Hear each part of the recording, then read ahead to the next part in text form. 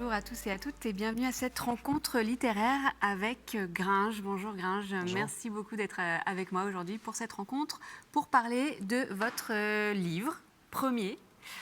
Ensemble, on aboie en silence aux éditions HarperCollins dans la collection Traversée. Alors Gringe, je vous présente, on vous connaît, mais je vous présente quand même, rappeur, avec Orelsan et en solo, dernier album Enfant Lune, album solo. Acteur aussi, on vous a vu dans la série Bloqué, on vous a vu dans Comment c'est loin, avec Orelsan aussi. On vous a vu dans Carbone d'Olivier Marchal, dans Les Chatouilles d'Andrea Bescon, et puis dans L'heure de la sortie de Sébastien Marnier, que moi j'ai adoré, d'ailleurs, que je recommande, qui est vraiment un film... beaucoup plus confidentiel, mais qui est super écrit, quoi. Une vraie claque, ce film. Moi, j'ai vraiment adoré. Ouais. Donc, voilà, carrière de rappeur, carrière d'acteur, et puis maintenant, carrière d'auteur, avec ce livre qui est très fort, Ensemble, on aboie en silence, dans lequel vous parlez de la maladie de votre frère, qui est schizophrène, Thibaut. Et il y a un dialogue qui s'installe entre vous, vous adressez à lui, il s'adresse à nous aussi à travers vous. Enfin, il y a tout un stratagème littéraire qui se met en place, et c'est vraiment un texte touchant, un texte fort, qui parle de cette maladie, mais pas seulement, qui parle aussi de ce que c'est qu'être frère, de ce que c'est que vivre, de ce que c'est que grandir dans le monde, et d'être au monde qui nous entoure, quoi, avec toutes les différentes façons et tous les différents obstacles qu'on peut rencontrer dans nos parcours de vie. Alors vous dites, dans le livre, j'ai retenu cette phrase pour commencer, vous dites « Je maîtrise le pouvoir des mots depuis tout petit ». Ça, c'est une phrase qui m'a plu. Ça ne m'étonne pas, parce qu'effectivement, le rap, déjà, c'est maîtriser le pouvoir des mots. Et quand on dit pouvoir dans le rap, on le sent et on le ressent physiquement dans la façon dont c'est scandé. Qu'est-ce que vous vouliez dire par là? Et comment ça s'est fait pour vous, tout petit, ce rapport au verbe, aux mots? Je ne sais pas, je pense que c'est quelque chose d'abord d'hérité de mes deux parents et de mon entourage, de mon environnement, quoi, de l'environnement dans lequel je grandis petit. Et c'est un environnement d'une grande effervescence, enfin, déjà un environnement artistique, quoi. J'ai deux parents à l'époque petits qui sont comédiens de théâtre, les deux.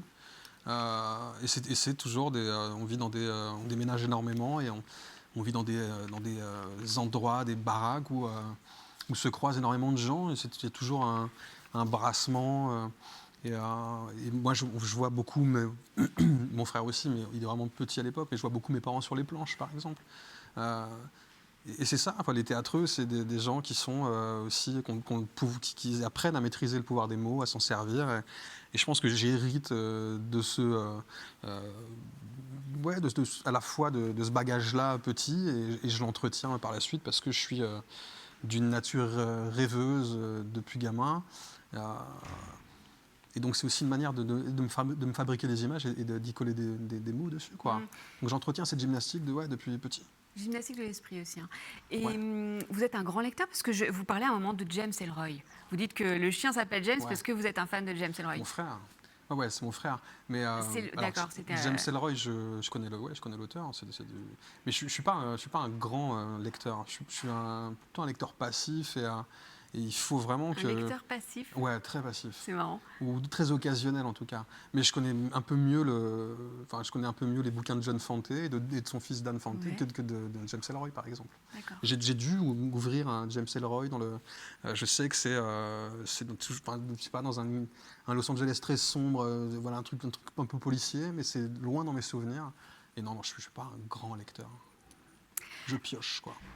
Bon, il y a quelque chose de très audacieux, d'assez provoque dès le début du livre, c'est balancer les chiffres comme ça, dire voilà, j'étais dans le rap, j'étais acteur, et on vient vers moi en me disant je vous propose un contrat, 10 000 €, et vous dites aucun cul n'a envie de s'asseoir sur 10 000 €, ce que j'ai trouvé très drôle. C'est un peu iconoclaste, ça, dans le milieu littéraire, on est plutôt un peu, on balance pas trop de chiffres en général. Ça, c'est quelque chose que j'avais pressenti, dont je me doutais. Et donc ça m'amusait c'était une manière un peu provocante aussi, à la fois pour les gens qui m'ont découvert avec Casseur Flotteur ou en groupe avec Orelsan. C'est une manière espèce de réminiscence de cette période-là, et de les faire marrer eux, les premiers. Moi, ça m'amusait de le faire, mais c'était surtout une manière de brouiller les pistes, quoi, d'entrée de jeu, de faire croire que j'allais instrumentaliser les sentiments de mon frère pour gagner de l'argent sur son dos et sur sa maladie, quoi. Il n'y a rien de plus cynique. Et je trouvais ça drôle de rentrer dans ce livre comme ça.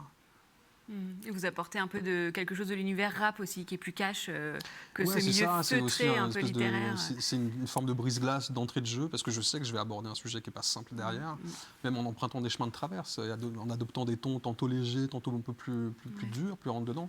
Mais ouais, c'était une manière de briser la glace, quoi, de dire, je commence vraiment, c'est ce fragment d'introduction, par parler d'oseille, et je finis quand même ce fragment en disant, putain, les voix de mon frère vont m'empêcher de toucher mon cachet, quoi. C'est vraiment une fausse piste d'entrée Ouais. de jeu, quoi. Ouais, moi, j'ai trouvé ça très drôle de rentrer comme ça, avec cette imagerie qu'on a du rappeur qui Ouais, arrive c'est ça. avec le Et c'est dollar. aussi jouer sur ces codes-là. Bien, Ouais. ouais, c'est une manière de les détourner un peu, c'est vrai. Mm. Parce que je me fous de. Enfin, je me fous. Il faut de l'argent pour manger. Et je trouvais hyper valorisant pour mon frangin qui touche un salaire aussi, quoi. C'est pas quelque chose dont il a l'habitude. Donc ça, c'était hyper important. Mais c'est aussi un peu détourner les codes, pas seulement du rap en vérité, c'est des codes. Le Ouais, code actuel, quoi. On est dans des l'ensemble trucs de la société, consommation. tous monnaie. Ouais, ouais, bien Je sûr. pense que d'ailleurs, le milieu littéraire est un peu le dernier milieu où on parle jamais d'argent et on fait semblant que personne n'est payé ou ne veut d'argent, mais que tout le monde Peut-être, se ça c'est nourrit de quelque chose. livres. Ouais, peut-être. Faudrait interroger Euh, mes éditrices pour ça. vous... Une petite sueur derrière. Parce que je peux ramener mon éditrice à tout Elle est moment. là-bas, on lui demandera, on lui dira, on rendra des comptes. Avant de parler de votre frère, vous l'avez évoqué, de sa maladie, de ses voix, etc. J'aimerais vous demander comment vous avez vécu la promotion de ce livre. Il est sorti en septembre, Ouais. ça fait déjà plusieurs mois. J'imagine que quand on est rappeur, quand on est acteur et qu'on présente sa musique, qu'on présente son travail d'acteur, on a toujours un écran de fumée, on est peut-être, je sais pas, mais on est derrière un rôle, on parle de Non, j'ai texte. pas trop de filtres. En Là, général. quand on parle d'un livre, on met ses tripes, les gens vous posent des questions personnelles. Ouais, Comment ça se ouais. passe pour vous? Mais après, enfin, cette démarche personnelle à travers l'écriture, que ce soit la musique et là, le livre, j'ai toujours un rapport thérapeutique à l'écriture, moi, et de la reconstruction, ouais, ou de la réparation, en tout cas, quoi. J'ai besoin par endroit, en tout cas. Bon, là, le livre, c'est totalement ça, mais sur mon album Enfant Lune, je le faisais par touche, plus ou moins introspective, analytique. J'essayais de comprendre ce par quoi j'avais transité dans mes relations aux autres, au monde, dysfonctionnel à mes chéris, à ma famille. J'abordais déjà la maladie de Thibaut dans mon album, à travers le morceau Scanner. Mais j'ai complètement, ça, je suis très très fort pour ça, j'ai complètement zappé la question de départ. La question, c'était comment vous avez vécu cette promo, Comment j'ai parler vécu comme cette ça, promo? de toutes ces C'est questions. jamais un exercice plaisant dans la mesure où on est déjà, enfin, on est restreint par le temps, il faut aller vite, il faut synthétiser, faut que moi synthétiser ma pensée, ma réflexion, ma parole. Mais pour le bouquin, j'ai tellement pris de plaisir à le faire. Il a été tellement libérateur à tellement d'endroits, et y compris pour mon petit frère, quoi. Ça a été une récompense formidable de voir que ça, d'un coup, le stimulait à plein d'endroits aussi, lui, une fois le livre sorti. Que la promo s'est passée. Puis c'est la première fois que j'ai une promo aussi étalée dans le temps, quoi. Et c'est super, parce que c'est pas la même manière de rencontrer les gens, j'ai plus de temps pour le faire. Alors il y a des concerts quand je fais de la musique, où après les concerts je peux discuter un peu avec les gens, mais c'est toujours un effet de groupe, un attroupement. C'est difficile de faire du cas par cas, d'être en vis-à-vis avec les gens. Là j'ai rencontré vraiment personnellement tous les gens que j'ai pu rencontrer en librairie, en salon, sur mes réseaux. J'ai eu beaucoup de retours aussi, et je répondais énormément aux gens. J'avais mis un point d'honneur à leur répondre personnellement aux uns et aux autres, et à remonter les messages qui étaient destinés à mon petit frère, quoi. Donc c'est une promo qui se passe quand même beaucoup plus dans dans la sérénité, et parce que ça a du sens que j'en parle, moi, une fois le livre sorti. Voilà, ça me tient trop à cœur, et au-delà de l'histoire des deux frères qu'on raconte, ce livre, il a une portée tellement fédératrice et presque d'utilité publique, entre guillemets, pour tous les gens touchés de près ou de loin par les pathologies psychiques et par la schizophrénie, que j'ai besoin d'en parler le plus longtemps possible, et de faire circuler la parole, d'accompagner la sortie de ce livre, quoi, le plus longtemps possible. Donc on va parler de votre frère, de Thibaut, donc lui qui est schizophrène, qui souffre de cette maladie dont vous parlez dans le livre. Je vais vous faire lire un extrait d'ailleurs pour rentrer dans le texte et pour évoquer cette maladie dont vous parlez très bien et qui souffre, d'ailleurs on le voit dans cet extrait, c'est pour ça que j'ai choisi, qui souffre de pas mal de clichés. Ouais, il y a énormément d'idées fausses qui sont véhiculées autour des pathologies mentales en général. Ça inquiète beaucoup, parce que c'est pas des pathologies qu'on a du mal à déchiffrer, à décrypter. Et la schizophrénie, quoi, il n'y a pas deux schizophrénies qui se ressemblent. C'est un truc que je répète souvent, mais c'est quelque chose que j'ai découvert pendant l'écriture du livre. Vraiment, à chaque personne qui souffre sa schizophrénie, sa manière de la subir. Mais il y a quand même, voilà, toujours autour des maladies mentales, le fantasme du tueur du psychopathe, du danger pour l'autre, du caractère imprévisible de ces gens-là. Donc oui, j'avais besoin d'en faire au moins un fragment dont je vous lis, que je vais vous lire, qui s'appelle « Maudit soit les yeux fermés ». Schizophrène, ça veut dire qu'il peut se dédoubler comme le mec dans Split? Non, en fait. Et Thibaut n'est toujours pas non plus un X-Men. C'est par paresse qu'il passe son temps à dormir? Pas du tout. Les schizophrènes ont le même métabolisme que les chauves-souris brunes. C'est pour ça qu'ils dorment 20 heures par jour. Les schizos, c'est des drogués. En tout cas, c'est parce qu'ils ont trop pris de merde qu'ils sont comme ça. En même temps, quand j'entends ça, je me dis que la drogue est peut-être une réponse rationnelle à la connerie humaine. Il n'était pas schizo, le type qui a décapité une infirmière à Pau. Et le docteur Shipman, c'est les Doliprane qu'il prescrivait à ses patientes. Avec le traitement qu'il prend, il est stabilisé. Pas besoin, on lui a glissé une cale sous le pied. Et quand on voyage, on l'attache sur le toit de la bagnole avec des tendeurs. Bande de connards ignorants. Si vous saviez les efforts de concentration qu'il doit déployer pour se mettre à notre niveau. Quand il cherche ses mots et diffère ses réponses, c'est qu'il compose en temps réel avec ses voix et le flot de pensée que ça génère. Vous avez déjà essayé de répondre à quelqu'un avec un casque audio sur les oreilles, volume à fond? Faites le test. Et quand il est apathique, c'est simplement que le traitement qu'il prend l'assomme comme un cheval sous kétamine. Je vois mal quel danger il pourrait bien représenter pour les autres. C'est pour lui et lui seul que mon frère est une menace. Car endurer un tel calvaire chaque jour sans temps mort, au bout d'un moment, avouez que ça pourrait donner envie de se foutre en l'air. Thibaut, lui, n'a jamais cédé. Il continue d'encaisser avec une force de caractère remarquable. À observer l'absence de tact dont on fait preuve à son égard, les jugements arbitraires, les regards fuyants, les discours infantilisants, je saisis mieux pourquoi mon petit frère préfère souvent battre en retraite et s'isoler. Moi, j'enrage. Évidemment, s'il m'est difficile de condamner l'ignorance des uns, la moquerie des autres me colle des pulsions meurtrières. Thibaut voit tout et entend tout. Et je refuse qu'on ne voie plus en lui qu'un symptôme. Ça le dépossède de sa personne, ça le dépossède de son histoire. Et les deux sont bien trop belles. Merci pour cette lecture. Et c'est vraiment touchant. Et on voit, Merci beaucoup. On voit la dimension émotionnelle du texte qui est présente de bout en bout. Et moi, à la lecture, j'ai vraiment été très touchée. Donc, c'est gentil, merci. Et là, j'ai adoré ce passage. Donc, vous montrez ce qui est touchant, c'est l'attention avec laquelle vous regardez ce frère. C'est-à-dire que vous le prenez, vous l'observez, et vous venez nous parler de lui aussi, vous récoltez sa parole, ouais. Vous la traduisez pour nous. Et il y a tout cet amour de frère qui nous permet, en fait, qui est une porte ouverte vers la maladie. Et qui, en fait, n'est pas du tout un boulevard avec rien autour. C'est englobé dans cette relation que vous avez avec lui. Oui, c'est de la même manière que pour récolter mes informations, mes précieuses informations pour écrire un peu, c'est de comprendre la manière dont lui vit sa schizophrénie et vit ses hallucinations visuelles et sonores. J'avais besoin de graviter, ce que je fais depuis des années en vérité, de l'accompagner, de graviter un peu autour de lui. Et comme ça reste quelque chose d'hermétique, et de temps en temps, il m'ouvre une brèche, il m'offre une fenêtre sur son monde intérieur et la manière dont il vit tout ça.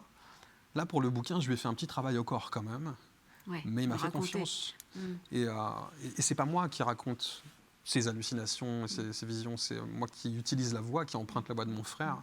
Quand lui me raconte ses voyages, il me les raconte par bribes, en amont de l'écriture du livre. Et moi, après, je construis, je tente de reconstituer le puzzle de ces voyages en m'approchant de la vérité. Et je crois que c'est ce que j'ai réussi je suis parvenu à faire, parce qu'il a lu le livre, il m'a dit, mais ouais, ça ressemble énormément à ce que j'ai vécu. Mais j'avais surtout besoin que ce soit lui qui en parle le premier, quoi. Moi, je pouvais donner mon avis de grand frère, d'accompagnant, entre guillemets, même s'il s'accompagne très bien tout seul, Thibaut. J'avais besoin d'expliquer aussi, dans le regard d'un proche, d'un grand frère, d'un parent, d'un ami, comment ça nous métamorphose, nous, à quels endroits à quels endroits ça nous transforme, ça nous blesse, ça nous rassemble. J'avais besoin de raconter ça. mais sur le caractère si singulier, si particulier de la maladie, je voulais que ce soit Thibaut qui en parle. Lui. Vous êtes un traducteur, en fait. Ouais, c'est ça. Ouais, on peut dire ça comme ça, ouais. On va parler de votre histoire de frère, de votre histoire de vie aussi, hein, puisque vous remontez à l'origine. D'ailleurs, il y a les photos aussi. Ouais. Alors, il y a des photos de votre frère, enfin, prises par votre frère de voyage, mais il y a aussi des photos de vous, gamins, qui sont comme toutes les photos d'enfants. C'est toujours émouvant de voir des photos d'enfants. Après, il y a des enfants plus mignons que d'autres, et vous, vous êtes Ouais. vraiment très, très C'est chaud. la brique de lait sur le Avec la petite brique de lait qui rappelle l'enfance. Voilà, les petites... Ouais, mais il ne faut pas se fier au visage, aux bouilles faut pas se fier aux bouilles angéliques. d'enfants un peu angéliques. Non, on était deux diables. Moi, j'avais le diable au corps et Thibaut, c'était une boule d'hypersensibilité, une espèce d'éponge émotionnelle. Et moi, je l'embarquais dans mes histoires, quoi, dans mes trucs. À un moment, vous écrivez que vous étiez méchant. Ouais, mais je pense je l'écris de manière, sans me culpabiliser tant que ça, quoi. Je pense qu'on est tous, en nos qualités de grands frères et de grandes sœurs, à des endroits de ce qu'on partage avec nos petits frères et nos petites sœurs. On est parfois un peu cruel, quoi, un peu sadique. Mais comme le sont les enfants aussi à l'école à cet âge-là, enfin, on est un peu sans filtre, quoi. Mais j'étais aussi hyper tendre et c'est plus à l'adolescence, quoi. Moi, je me suis durci dans mon rapport au monde et celui à mon frère, du coup, aussi, quoi. Comment ça se passe, justement, l'adolescence et ce moment de bascule où ce qui peut sembler être des traits de caractère ou une difficulté à être au monde, d'un coup est diagnostiqué et porte un nom de schizophrénie? Alors, avec à tout ce que l'adolescence, ça... Thibaut, il n'est pas diagnostiqué Ouais, alors schizophrène encore. c'est C'est plus en tard, sortie mais... d'adolescence, ouais, mais il n'y a pas de signe annonciateur, quoi. Il y a juste un épisode un peu psychotique, enfin, si, même un véritable épisode psychotique, quelques mois avant que se déclenche la maladie. Mais ça, enfin, je veux dire, tout s'explique parce que Thibaut, il a toujours été, depuis la primaire, on va dire, dans un refus de se conformer déjà au cadre scolaire tel qu'on nous le proposait à l'époque, quoi. Il avait vachement de mal à s'intégrer. Je pense que déjà il épongeait énormément de choses à l'époque.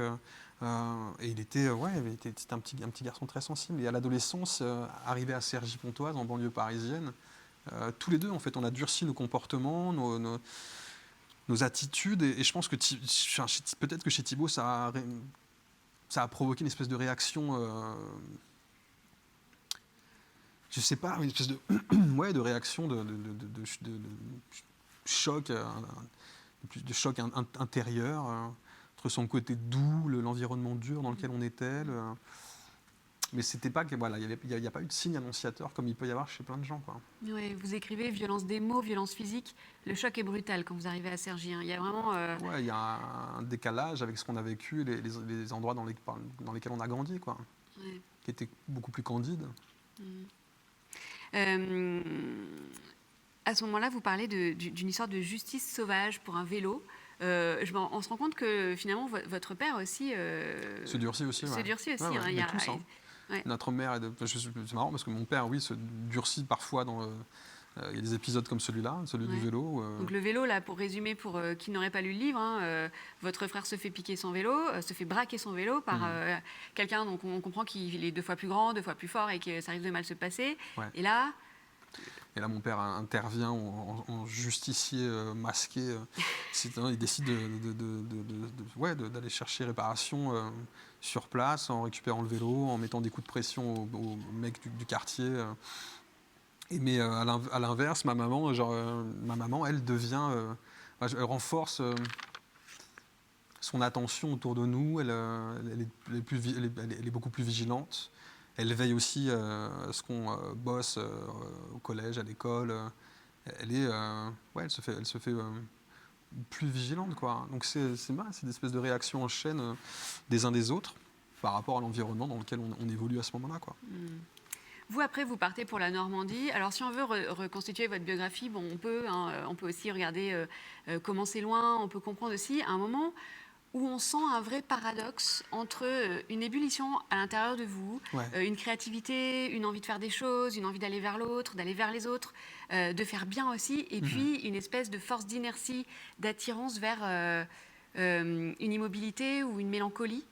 Qui paraissent paradoxales, et on a du mal à... Enfin, on comprend en vous lisant, tout est clair, mais C'est difficile de comprendre, de cerner le paradoxe qui vous habite. Ouais, certainement. Je sais pas, c'est peut-être aussi pas simple aussi pour moi d'en parler parce que j'ai Ouais. pas tant de recul que ça. C'est pour Même ça si que je vous c'est une demandais comment période ça se passe la révolue. promo, parce que je sais me pas, dis, je vous pense que sortez tellement de choses. c'est des âges aussi où on est dans des états quoi, mélancoliques. On est traversé par ces états-là, quoi, la vingtaine. On est dans des espèces de phases transitoires de nos vies, des carrefours de nos vies, où on quitte justement cette espèce de jeunesse qu'on pensait éternelle plus jeune, en bande. Alors nous, on a essoré le Ça a concept duré. des années. Nous. La vie en meute, un peu en marge, mais dans un environnement qui présente peu de perspectives d'avenir. Nous, on a le truc qui nous sauve, c'est la musique. C'est de raconter des histoires, de le faire en musique, de se rassembler, d'essayer de se tirer les uns les autres vers le haut. Il y a forcément dans chaque groupe, il y a des gens qui incarnent des figures un peu plus titulaires, ou en tout cas sur lesquelles on peut se reposer, qui enclenchent des choses. Et moi, j'ai énormément suivi mes potes, quoi. Mais j'ai toujours été un garçon mélancolique. C'est mes potes qui m'apportaient ces parenthèses-là un peu plus joyeuses. Et ça m'allait comme ça, quoi. Ils Et vous il ont fallait tiré aussi de ces phases un peu sombres. Ouais, heureusement que ouais, bien sûr. Ça a été mes potes, ça a été ma copine à l'époque aussi. Ouais, les gens qui constituaient mon entourage m'ont souvent aidé à me sauver de moi-même, quoi. Hein, ou en tout cas à sortir la tête de l'eau quand ça commençait à être un peu craignos, ouais. Vous dites qu'il y a une espèce de tendance au sabordage, auto-sabordage. Ouais. Un peu dans tous les domaines. Ouais, Je c'est construis, généralisé. Ouais.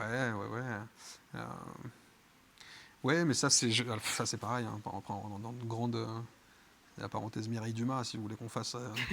Mais c'est le truc voilà, à la fois m'être détaché, en tout cas éloigné de ma famille parce que Thibaut venait de tomber malade et que c'était trop compliqué pour moi de confronter ça, de le confronter pleinement, de comprendre sa réalité, puis mes parents se séparaient aussi dans la foulée. Je pense que il y a un effet domino, quoi. Et ça, moi, j'ai voulu m'en préserver de toutes mes forces. Donc, je me suis collé des œillères. C'est aussi une période où je me suis mis à fumer, à me détacher de tout. J'ai lâché des études à ce moment-là. Je refusais d'aller bosser parce que vraiment, je voyais j'avais une vision du monde du travail, une espèce de truc liberticide. Et je me disais, mais ça va m'étouffer. Je veux pas ça. Il faut que je reste en mouvement. Il faut que je sois maître que je choisisse. Je reste maître à bord de mon avis, de mon truc, de ma barque. Donc il y avait le rap, les potes, ma chérie à l'époque. Mais c'était, voilà, j'étais dans une espèce de nébuleuse géante où je ne savais pas quoi foutre de ma vie. Donc je suivais, mais j'étais très suiveur. Et mes potes, on fait quelque chose de tout ça, de ce côté créatif qu'on avait tous les uns les autres. On s'est professionnalisé petit à petit. Moi, j'ai suivi mon pote sur scène les premières années. Orelsan. Ouais, Orelsan, jusqu'à petit à petit m'émanciper, me dire, mais peut-être qu'aussi, peut-être que mon histoire est peut-être utile ou intéressante pour moi, en tout cas le premier de la raconter, de la partager. J'ai peut-être des choses à dire, je suis peut-être plus légitime pour le faire maintenant que j'ai de l'expérience sur scène et que ça me donne de l'aplomb en dehors et plus d'envie de m'ancrer dans la réalité, quoi. Et alors ça, ce bouquin, c'est la cerise sur le gâteau, quoi, parce que je m'embarque sur un projet professionnel et artistique avec mon petit frère, donc c'est génial. Vous dites que vous avez ressenti la culpabilité du survivant. C'est une expression que je trouve... Le syndrome du survivant. Le syndrome du survivant. Et vous parlez de culpabilité beaucoup. Oui, bien sûr, parce que ça génère de la culpabilité. C'est pas la même, je pense, que celle d'un parent, mais en tant que grand frère, puis nous, on a 2 ans d'écart seulement, donc il y a un effet miroir terrible. Et à un moment donné, on se pose la question, on se dit pourquoi ça ne m'est pas tombé dessus? Qu'est-ce qui fait que moi, dans mon caractère, mon tempérament, ma nature, je suis passé entre les gouttes? Pourquoi moi, je suis... certainement parce que je suis l'aîné, que j'ai essuyé les plâtres, que j'ai été... Après, je pense que c'est inhérent aussi à nos caractères, comme on arrive, la manière dont on sort du moule et ce qu'on va vivre aussi les premières années, quoi. Et Thibaut était vraisemblablement plus sensible. Moi, j'étais un petit mec assez dur, quoi. Un peu dur, ouais. Ouais. C'est peut-être ce qui m'a sauvé de ça, je sais pas. Mais bon, à 2 ans d'écart, il y a fatalement, puis nous, on a toujours été très proches, très liés. Ouais, il y a fatalement plein de moments où des moments où je me dis, mais pourquoi pas moi, pourquoi lui et pas moi, et puis à quel moment j'ai pas su être suffisamment attentif pour le sauver de ça, quoi, pour le préserver de ça. Oui, puis en plus, c'est une maladie, là, vous l'expliquez très bien, mais qui est nébuleuse, qui est compliquée à comprendre. C'est un champ de recherche qui est encore Ouais. pas complètement exploité par la science. Hein. Vous parlez d'un médecin, vous voyez, psychiatre et chercheur en biologie moléculaire sur la schizophrénie. C'est impressionnant. Ouais. Et en fait, il n'est même pas capable de vous donner des certitudes sur... Il y en a quelques-unes, mais il m'explique simplement qu'on est à l'origine de changements, de petites révolutions dans le domaine du diagnostic et de la biologie moléculaire. Voilà. Mais comme il y a des avancées dans le domaine de l'imagerie, il y en a un peu partout, quoi. C'est juste que on en est aux prémices, quoi, en gros. Et en attendant, on ne soigne pas une schizophrénie, on l'accompagne du mieux qu'on peut, avec des traitements qui tassent juste les symptômes et mais qui fatiguent énormément aussi, et qui fatigue à la fois les personnes personnes schizophrènes, enfin personnes sujettes à ces traitements-là, et qui les marginalisent beaucoup, quoi. C'est des trucs, c'est toujours dans des endroits, dans des milieux psychiatriques clos, en marge. Enfin bon, c'est pas la panacée, quoi. C'est juste, on est en chemin, quoi. Il y a un côté quand même déculpabilisant dans le sens où, comme vous le disiez tout à l'heure dans l'extrait que vous avez lu, non, c'est pas une prise de drogue, c'est pas les parents, c'est pas... bien sûr que j'ai bien appris plus des choses aussi. C'est l'ADN aussi, Ouais. c'est la génétique, Ouais. on n'est plus dans C'est une maladie génétique. Mm. C'est une maladie génétique, c'est pas le fruit du hasard. Mais c'est ça, une c'est maladie un génétique. truc qui... C'est une roulette russe génétique. Ouais. C'est ça qui est fou, c'est que c'est pour ça que je dis qu'on arrive au monde chacun avec nos sensibilités, nos tempéraments, la manière dont on est foutu, mais après c'est une roulette russe génétique, quoi. C'est pas quelque chose qu'on hérite de nos parents. C'est dans ce que j'explique dans le livre, ce que m'explique ce fameux médecin, Boris. Il m'explique que c'est un combo, c'est une combinaison de facteurs d'environnement et cette roulette russe génétique, de cette faute de recopiage dans l'ADN, et des facteurs d'environnement, dont la sensibilité, dont à l'adolescence ou jeune adolescent, quand on expérimente les drogues douces, il y a tout un tas de facteurs qui en fusionnant les uns avec les autres, peuvent déclencher, favoriser une entrée dans la maladie, quoi. Quelque chose qui s'amalgame et qui forme un...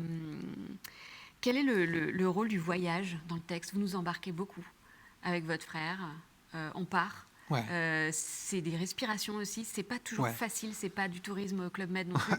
Mais il y a vraiment une volonté de se détacher, de prendre le large. Il y a eu plusieurs envies de ma part à l'origine, quoi. Et ça, c'est des discussions aussi avec mon éditrice. Et puis moi, c'est des envies personnelles. On va dire que le gros, pour moi, du récit littéraire se cristallise à ces endroits-là. Quand je raconte les voyages de Thibaut, c'est là que moi, je peux m'amuser aussi à écrire et à narrer ces aventures, ces mésaventures. Puis ça vient désamorcer aussi le côté parfois... moins digeste, ou en tout cas lourd. Quand j'aborde des sujets plus durs, je sais pas, quand j'aborde la sismothérapie, les électrochocs, par exemple, Thibaut est passé par là, a essayé les électrochocs. Je me dis, non, mais il faut à un moment donné que je puisse varier les tons et désamorcer les moments qui vont être un peu plus pénibles à lire pour le lecteur. Mais après, en termes de plaisir, de pur plaisir, moi, c'est ce que j'ai préféré écrire, c'est ces voyages. S'il m'en avait dit davantage, s'il avait accepté de m'en raconter davantage, j'aurais développé plus pour cet aspect-là du bouquin, quoi. Et justement, je trouve que le côté ellipse qu'il peut y avoir aussi dans ces voyages, ces points de départ, on sent que vous faites avec des bribes aussi d'informations, que vous recréez, vous inventez, ça donne ce côté imaginatif, ce côté léger, cette respiration. Alors j'invente très peu quand même. Après, je lui ai inventé, des choses que j'ai inventées. Je lui ai inventé un compagnon de route. Mais je pense que il y a peu de choses qui, même si il m'a décoffré ces informations par bribes, je pense que j'en ai récolté suffisamment. Puis j'avais des échos aussi de mes parents. Il y a des choses que mes parents savaient. Je suis allé à la pêche aux informations, vraiment. Donc je pense que j'ai pas tant brodé que ça autour de ces voyages. Par moments, je pense que j'ai dû forcer un peu le trait, mais de manière voulue, quoi. Euh, mais ouais, puis c'était, je sais pas, c'est aussi Thibaut, il court après des chimères, quoi.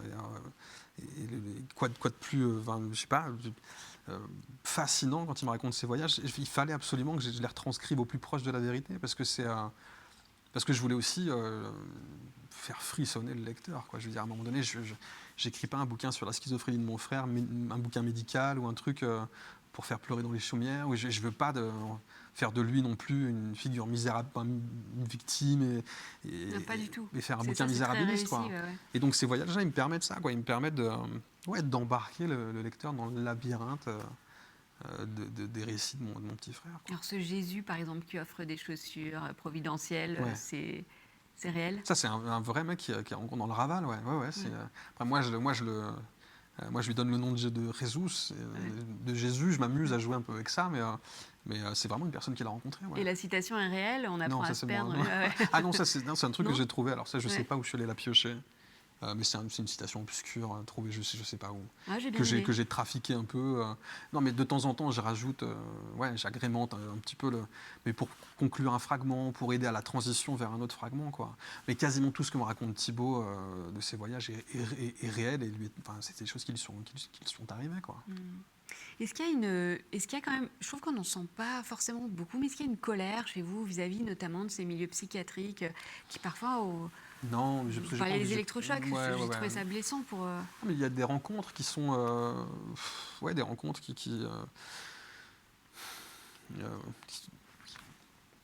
mais non, je ne veux pas jeter la pierre à tout un corps de métier. Il y a des gens j'ai rencontré des aides-soignants, des médecins psychiatres qui me mouillaient le maillot, qui étaient très impliqués, très à l'écoute de Thibaut, de ses besoins, parce que c'est du cas par cas, véritablement. On peut pas. Il y a aussi des médecins qui travaillent, qui traitent ces patients-là à la chaîne et de manière un peu usinaire. Donc moi, je ne peux pas jeter la pierre sur ces gens-là. J'ai fait de vraies belles rencontres, Thibaut le premier. Puis parfois, j'ai assisté à des scènes qui irritent un peu. Parce que, mais bon, voilà, encore une fois, c'est des métiers de vocation, de la vocation, quoi. Moi, comme je ne bosse pas, je ne suis pas aide-soignant, je suis pas... Vous bossez pas, vous? Bah, moi, je suis le frère je suis le frère de Thibaut. Mais je veux pas, quand on me dit, mais toi, t'es accompagnant, t'es une personne aidante. Non, Thibaut, il s'aide déjà énormément seul. Et moi, et on s'accompagne mutuellement. Parce que vous êtes quand même vraiment... Ouais, mais c'est vraiment c'est dans les deux sens. Non, je ne suis pas un rock, je Non. m'effondre parfois, ça m'affecte aussi moi, personnellement. Mais Thibaut et moi, c'est réciproque. Comment dire, on se serre les coudes mutuellement. Donc non, je ne critique pas un système. Par contre, ma maman, on parle, quand je lui pose la question, elle sait très bien m'expliquer que c'est un milieu qui manque de moyens pour former aussi ces gens-là, ces soignants, qu'on ne sait pas trop comment les former, avec quels outils pédagogiques sur le terrain, et comment accompagner des thérapies. C'est des centres publics ou privés, mais qui manquent de place, où les places sont chères, où Thibaut, il a dû faire des demandes des mois en amont avant de trouver une place dans tel ou tel centre. Et puis, c'est des médecins parfois concernés, parfois non, quoi. Puis il y a une urgence en plus au niveau de la santé mentale, on le sait. Il y a eu toute cette situation du Covid qui a aussi pesé très lourd sur ces malades. Et puis on sait que là, il y a de plus en plus de choses qui sont comblées avec des bouts de ficelle, qui sont vraiment avec des bouts de sparadrap. Quoi. C'est marrant parce que quand j'ai posé la question à mon frère, j'ai dit comment tu vis ces confinements à répétition. Il me dit ça change rien à mon quotidien. Mais c'est le mien. Il me dit moi je généralise pas, mais en tout cas ça change rien mon quotidien, quoi. Moi je vis déjà la solitude depuis plus de 10 ans. Je vis déjà l'absence de projection depuis plus de 10 ans, l'absence de boulot, des relations amicales qui s'effritent, qui s'éteignent petit à petit, parce que les gens poursuivent sur leurs avancées et que moi je gâche mes potentiels de vie, je suis incapable de m'inscrire, de m'ancrer dans la réalité, de trouver un petit boulot. J'ai pas de chérie parce que c'est difficile sur la durée aussi de développer des relations de confiance. Donc Voilà. Alors que c'est quelqu'un qui, en plus, qui est séducteur. Vous racontez qu'il plaît aux filles Ouais, très jeunes. qui a son bagou, qui a sa Ouais. personnalité, qui est hyper attachant, mais c'est voilà, une des répercussions, parce qu'il y en a tellement de cette pathologie-là, c'est la solitude et l'isolement dans laquelle elle nous installe, quoi. Et dès lors, un confinement, change Ouais. rien. Bah ouais, c'est pour dire à quel point c'est une maladie dure et qu'on subit, quoi, et qui nous éjecte hors de tout. Puis il y a ces voix. Moi, quand au début du livre, vous dites qu'il avait peur de l'intrusion par rapport à ce projet d'écriture. Il avait peur d'une intrusion.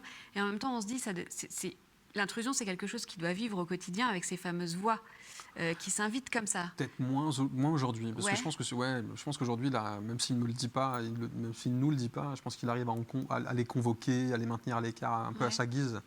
Ouais, parce moi, Thibaut, ça fait des années qu'il est plus en fusion avec ses symptômes, avec ses voix, ses fameuses voix, qui garde la main mise dessus. Il entend toujours, hein, il est toujours, il gamberge toujours à 2000 à l'heure, mais je pense qu'il gère maintenant ça. Il arrive à vivre avec ces voix-là. C'est le caractère dépressif que crée cette maladie-là, et d'être dans la marge depuis X années, quoi. C'est plus ça qui représente une difficulté, enfin des difficultés pour mon frangin. C'est moins les voix que la dépression, que la solitude. C'est ça qui est pénible pour lui, quoi. Et il vous en parle de ces voix? Ouais, mais ça lui arrive, je lui demande parfois. Est-ce que tu les entends encore? Puis ouais, il y en a qui sont là depuis des années, d'autres qui se pointent, des nouvelles. Puis généralement, c'est quand c'est marrant, mais quand il croise quelqu'un de une nouvelle tête, il rentre en interaction avec quelqu'un qu'il n'a jamais vu, quoi. Quand cette personne s'en va, il y a des voix qui restent. Et mon frère deal avec ces voix-là. Enfin, il en rencontre de nouvelles, quoi. Mais je ne sais pas après la manière dont il les filtre, s'il les laisse rentrer, s'il les laisse à l'extérieur. Il vit avec ses voix. Et ça n'empêcherait pas de bien vivre. S'il avait un petit boulot, et voilà, s'il était moins à la marche, quoi, tout simplement. Et ces photos? Et ça, c'est des photos de l'époque, parce qu'il a des épisodes de frénésie artistique. Elles sont magnifiques, les photos. Ouais, il fait de la photo, il écrit des proses, il a fait de la peinture un peu. Mais ces photos qui sont dans le bouquin, c'est des photos de Thibaut, ouais, pour la plupart. Et elles sont choisies par Thibaut pour illustrer des endroits du livre. C'est des photos qu'il a annotées lui-même. Et c'était son idée, quoi. Il m'expliquait, il me disait, écoutez, moi, à l'origine du processus d'écriture, il me disait, moi, je ne suis pas convaincu de réussir à m'embarquer à tes côtés, d'être capable, d'être juste en capacité de produire de l'écrit. Est-ce que je peux compenser avec des photos? Et j'ai trouvé l'idée géniale quand il m'a dit, je les annoterai, j'essaierai d'en trouver des qui viennent illustrer des fins de fragments. J'ai trouvé ça super et j'en ai parlé à mon éditrice. Il m'a dit, ouais, super, c'est une super idée. Ça montre la multiplicité du langage aussi. Hein. Ouais, complètement. C'est toutes ces voix qu'on peut prendre pour mais dire celles quelque qui chose. empêchent, par exemple, l'expression orale, ou en tout cas qui, avec le temps, l'handicap parfois pour exprimer le fond de sa pensée de manière limpide. Thibaut, il a trouvé des biais pour s'exprimer, quoi. L'écriture, quand il arrive à focaliser son attention, la photographie, la peinture, enfin les arts, la musique, il écoute énormément de musique. Ouais, ça vient pallier aussi à ça, quoi. Est-ce que ce livre, vous avez l'impression qu'il vous a permis de vous ancrer un peu plus, de plonger peut-être un peu plus de racines dans cette non, trajectoire? oui, après ça, c'est à moi. Je pense qu'on est. Moi, après, c'est à moi d'en faire quelque chose, de concrétiser ça aussi. Non, mais il m'a fait du bien. Il m'a fait du bien parce qu'il n'a pas fait du bien qu'à moi, quoi, dans mon entourage, mais chez mon frère le premier, mais chez mes parents. C'est venu guérir quelque chose. Ouais, en tout cas apaiser des choses. Mettre des mots sur tout ça, ça permet de nommer les choses et de mieux les comprendre, de mieux s'en saisir. Et puis c'est ce que je dis depuis un moment, mais c'est vrai que l'écriture littéraire, je découvre ça avec l'exercice de l'écriture littéraire. C'est quelque chose qui permet de se revivre. Chose que je faisais moins, en tout cas, où c'était moins évident, moins flagrant avec la musique, quoi. Là, je suis vraiment dans un truc, mais parce que le regard de mon frère m'aide aussi, moi, à prendre du recul et de la hauteur sur ce qu'on a vécu. nos deux trajectoires similaires et aussi individuelles et singulières me permettent de comprendre ce par quoi on a transité l'un et l'autre, qui font les jeunes hommes qu'on est devenus, et puis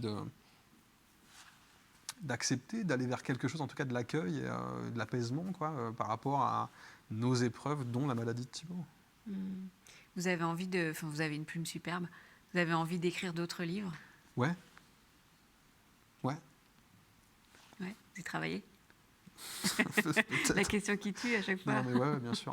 Il y a des, c'est une vraie découverte magnifique pour moi. C'est pareil, un truc que j'ai déjà dit par le passé, mais ça, c'est le terrain d'expression qu'offre un bouquin est sans limite. Ouais. Et moi, et c'est mon opinion, mais la musique me restreint trop. Le format d'un morceau, d'une chanson me restreint trop pour développer une pensée. Alors, parfois j'y arrive, mais c'est plus difficile pour moi à décoffrer. Ça me demande un effort. Là, j'ai découvert qu'il y avait un champ des possibles immense et que je prenais énormément de plaisir, surtout, à pouvoir aller un peu dans toutes les directions et resserrer quand j'en avais envie. Je trouve ça génial. Donc oui, il y aura d'autres projets littéraires. Ouais, là, il y a une prise d'envol. Ouais. Qui est belle. Bah ouais, je suis ravi, en tout cas, ouais. Voilà, et merci beaucoup pour cet échange. C'est émouvant de parler avec vous. C'est émouvant de vous lire aussi. C'est très beau. Je rappelle le titre Ensemble, on aboie en silence, qui est aussi très beau. C'est gentil, merci beaucoup. Chez HarperCollins dans la collection Traversée, dirigée par Marie-Eugène. Ah, la fameuse Marie-Eugène. La fameuse Marie-Eugène, très belle collection qu'il faut découvrir, qui sait découvrir des belles voix françaises, qui apportent un vent de fraîcheur, un vent de nouveauté dans le monde littéraire. Je vous remercie pour cet échange plein de sincérité, plein d'émotion. C'est gentil, merci de m'avoir reçu comme ça. Merci beaucoup. Et puis à bientôt, j'espère, pour d'autres livres. Croise les doigts, je suis pas le seul. J'ai pas peur, je suis pas inquiète. Vous avez de quoi faire.